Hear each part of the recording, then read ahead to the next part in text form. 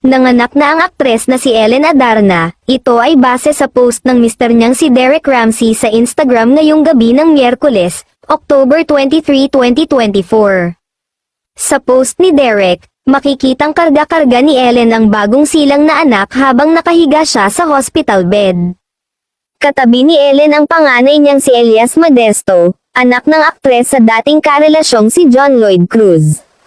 Sabi ni Derek sa caption, "My world keeps getting better and better." Walang detalyeng ibinigay si Derek tungkol sa panganganak ni Ellen, gaya ng petsa at kung ano ang kasarian ng kanilang baby. Sa comment section ng post ni Derek ay bumuhos kaagad ang congratulatory messages mula sa celebrity friends ng mag-asawa. Sa post ni Derek ay ginamit niya ang hashtag na House of Dragons, hudyat na natupad ang pangarap nila ni Ellen na magka-baby sa taong ito 2024, Year of the Dragon.